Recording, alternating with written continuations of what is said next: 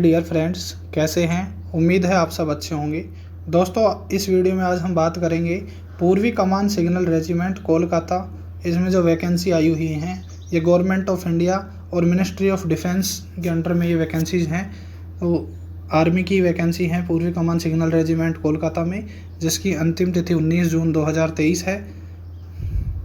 तो आइए इस वीडियो को हम शुरू करते हैं। इसमें हम जानेंगे कि किस किन पदों के लिए वैकेंसियाँ निकली हुई हैं। तो सबसे पहले कुक, वाशरमैन, मैसेंजर व ऑपरेटर के पदों के लिए इसमें भर्ती निकली हुई है।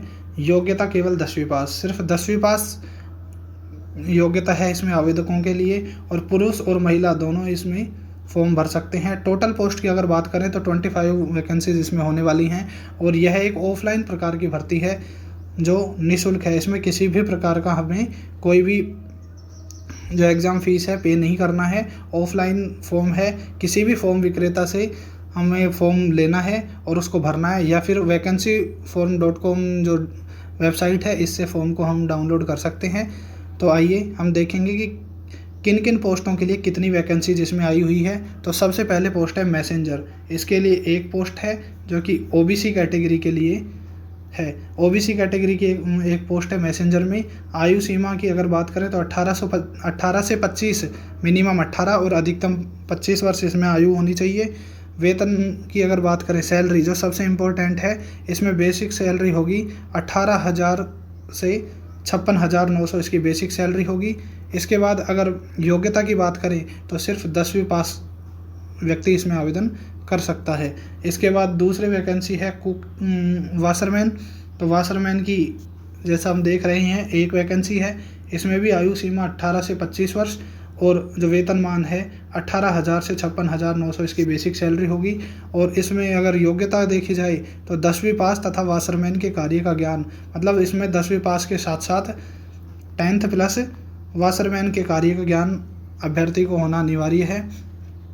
इसके बाद हम बात करें अगली वैकेंसी की, तो कुक के लिए 2 पोस्ट हैं जो कि ओबीसी व ईडब्ल्यूएस कैटेगरी के लिए हैं। 18 से 25 वर्ष इसकी आयु है, और इसका जो बेसिक सैलरी होगी 19,900 से 63,200 इसकी बेसिक सैलरी होने वाली है। और योग्यता 10वीं पास तथा कुकिंग के कार्य का ज्ञान, इसमें 10वीं पास के साथ साथ कुकिंग कार्य का ज्ञान भी होना अनिवार्य है, यानी खाना बनाना अच्छे से जानता हो वो भी अनिवार्य है। इसके बाद हम बात करेंगे सिविलियन स्विच बोर्ड ऑपरेटर, जिसकी वैकेंसी इसमें सबसे ज़्यादा है। 21 पोस्ट इसमें होने वाली है। ये जो सिविलियन स्विच बोर्ड ऑपरेटर की भर्ती है, इसके लिए किसी भी वर्ग, कोई भी वर्ग इसमें आवेदन कर सकता है। जैसा कि मैसेंजर में हमने देखा था, इसमें सिर्फ ओबीसी के लिए एक पोस्ट थी। इसके बाद में हमने वाशरमैन के बारे में बात की तो इसमें एक वैकेंसी थी, ये एससी कैटेगरी के लिए। कुक में ओबीसी व ईडब्ल्यूएस, इसी तरह इसमें 21 पोस्ट हैं। सिविलियन स्विच बोर्ड ऑपरेटर में सबसे ज़्यादा पोस्ट इसमें हैं 21, और इसके लिए कोई भी कैटेगरी हो इसमें आवेदन कर सकते हैं। 18 से 25 आयु सीमा होनी चाहिए, और इसकी जो बेसिक सैलरी होगी वो इनमें से सबसे ज़्यादा 21,700 से 69,100 इसमें बेसिक सैलरी होने वाली है। इसके बाद अगर एक्सपीरियंस, योग्यता की बात करें, क्वालिफिकेशन की बात करें तो 10वीं पास तथा पीबीएक्स बोर्ड संचालन का अनुभव हो, मतलब 10th प्लस पीबीएक्स बोर्ड संचालन का ज्ञान हो। पीबीएस का मतलब होता है प्राइवेट ब्रांच एक्सचेंजर। इसमें जो टेलीफोन वगैरह होते हैं उनके एक्सचेंज करने का काम इसके अंतर्गत आता है। तो इसकी भी वैकेंसी निकली हुई है, 21 पोस्ट हैं इसमें। इसके बाद आयु सीमा, जैसे हमने बताया, आयु की गणना 20 जून 2023 के अनुसार की जाएगी। वह अंतिम तिथि जो इसकी है उसके अनुसार इसकी आयु की गणना की जाएगी। अर्थात जो इसकी आयु है, अभ्यर्थी की आयु है 20 जून 2023 तक 25 होनी चाहिए या उससे कम होनी चाहिए, 18 से 25 होनी चाहिए। आरक्षित वर्ग के लिए आवेदकों को ऊपरी आयु में नियमानुसार छूट दी जाएगी। जो आरक्षित वर्ग हैं, रिजर्व कैटेगरी हैं, उनके लिए इन सभी वैकेंसियों में जो छूट है वो नियम के अनुसार दे दी जाएगी। फिर आवेदन पत्र कहाँ से खरीदें? इसके लिए आवेदन पत्र अपने गांव शहर के फॉर्म विक्रेता CSC ई मित्रा से प्राप्त कर सकते हैं या विभागीय वेबसाइट या vacancyforum.com से डाउनलोड कर सकते हैं। इसकी आवेदन शुल्क कुछ नहीं है, निःशुल्क भर्ती होने वाली है। इसके बाद हम बात करें कि इसको भेजने का पता क्या है। तो भर्ती के लिए इच्छुक उम्मीदवारों को अपना आवेदन पत्र इस प्रकार भेजना होगा कि वह दिनांक 19/6/2023 तक या उससे पहले, अर्थात जो फॉर्म हम भरेंगे वो इसकी अंतिम तिथि जो कि 19/6/2023 है उससे पहले या उस समय तक ये दिया गया जो पता दिया गया है, officer in charge eastern command signal regiment, fort William Kolkata 700021 West Bengal, ये इसका एड्रेस दिया गया है। यहाँ पे हमें ये फॉर्म भरकर और सभी डॉक्यूमेंटों को इसमें लगाकर केवल रजिस्ट्रेड डाक, जिसे पंजीकृत डाक भी कहते हैं, तो इसके माध्यम से इसको हम भेज सकते हैं। लेकिन शर्त ये है कि 19 जून से पहले या 19 जून तक ये फॉर्म पहुंच जाना चाहिए अपने स्थायी पते पर। इसके बाद हम देखेंगे कि इसमें कौन कौन से डॉक्यूमेंट हैं, कौन कौन से दस्तावेज हैं जिनकी हमें फ़ोटोकॉपी या प्रतिलिपि लगानी है। तो सबसे पहले आवेदन पत्र के साथ हमें शैक्षिक व व्यावसायिक योग्यता के प्रमाण पत्र, जो सर्टिफिकेट है हमारा, जैसे 10th की मार्कशीट हो गई, इसमें मिनिमम क्वालिफिकेशन है 10th, तो 10th की मार्कशीट और जो भी एक्सपीरियंस वगैरह हमारे पास हैं।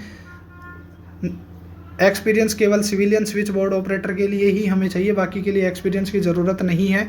तो ये सभी जो शैक्षिक और व्यावसायिक जो दस्तावेज हैं उनकी फ़ोटोकॉपी करवा के हम इस फॉर्म के साथ भेजना है हमें। इसके बाद जन्म तिथि हेतु 10वीं या अन्य शैक्षिक योग्यता का प्रमाण पत्र, जन्म तिथि के लिए 10th की जो मार्कशीट है उसकी फ़ोटोकॉपी या प्रतिलिपि हमें फॉर्म के साथ अटैच करनी है।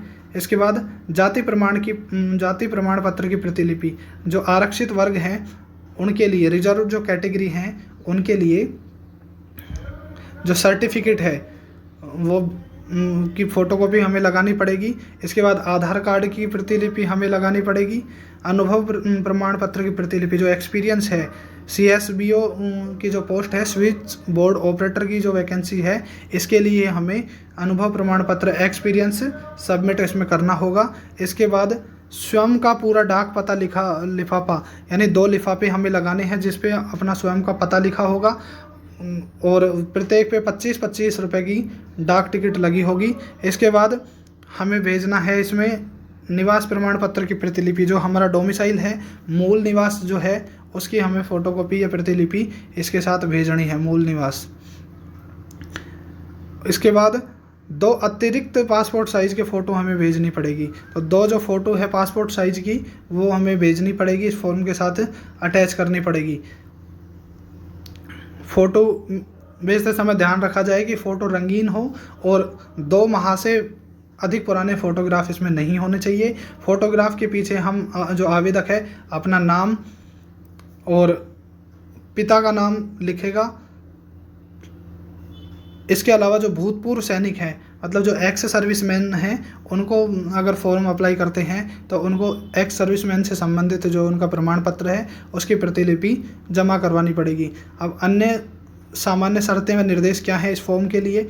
तो आवेदन वाले लिफाफे पर application for the post of, यानी जो आवेदन वाला बड़े वाला जो लिफाफा होगा, 2 छोटे लिफाफे इसमें होंगे जिस पे 25-25 रुपये के डाक टिकट लगे होंगे दोनों पे, वो तो हम इसके अंदर डालेंगे, फॉर्म के साथ अटैच करेंगे। और जिन पर अपना पता लिखा होगा, पूरा पता, address, email ID, phone number, माता का नाम, पिता का नाम, ये सब हम उसमें लिखने वाले हैं।